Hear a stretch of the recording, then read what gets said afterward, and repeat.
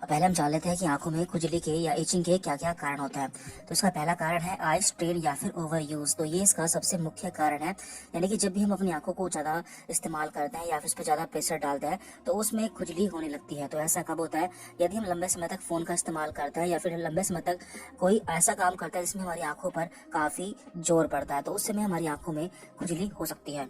इसके बाद यहाँ पर इसका दूसरा कारण है ड्राई आईज, यानी कि जब भी हमारी आंख सूख जाती है तो उस समय भी उसमें खुजली हो सकती है। इसके बाद यहाँ पर इसका तीसरा कारण है इरिटेंट, यानी कि यदि हमारी आंख में कुछ ऐसी चीज चली जाती है जो कि हमारी आंख को इरिटेट करती है तो उस समय भी हमारी आंख में खुजली हो सकती है। नंबर फोर्थ रीजन है एलर्जीज, यानी कि यदि हमें किसी चीज से एलर्जी हो जाती है तो उस समय भी हमें आंखों में खुजली होती है। और इसका लास्ट रीजन है कंजक्टिवाइटिस, यानी कि आंख में इन्फेक्शन हो जाना, जिसके बारे में हम इस वीडियो में बात करने वाले हैं।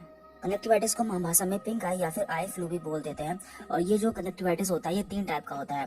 तो स्पेशली यहाँ पर हम इसके वायरल टाइप के बारे में बात करेंगे, जो कि रेनी सीजन या फिर बरसात के मौसम में ज्यादा होता है।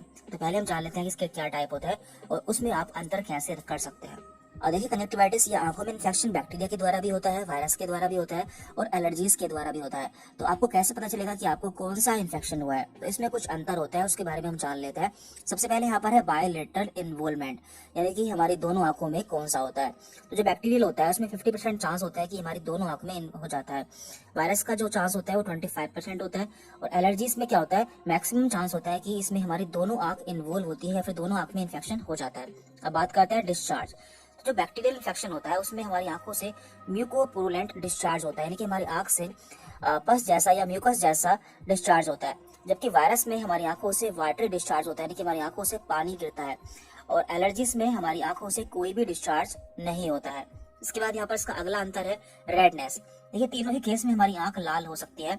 और लास्ट यहाँ पर प्रूराइटिस, इसका मतलब होता है आंखों में खुजली होना।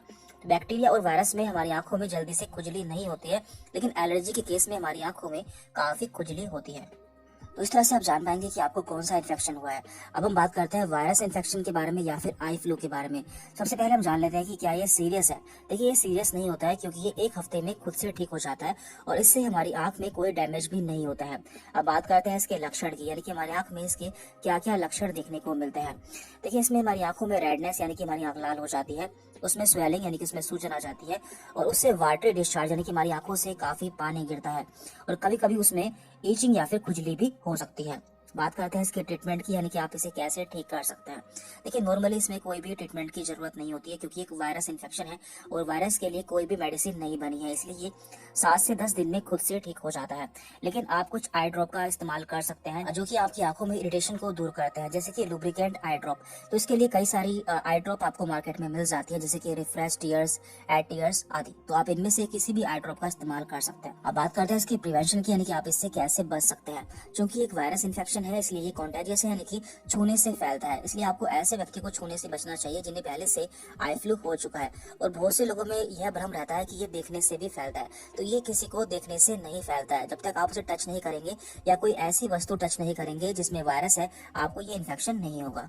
और यदि यह इन्फेक्शन किसी को हो जाता है तो उसे अपने घर पर तब तक रहना चाहिए जब तक कि उसकी आंखों से कोई भी डिस्चार्ज होना बंद ना हो जाए।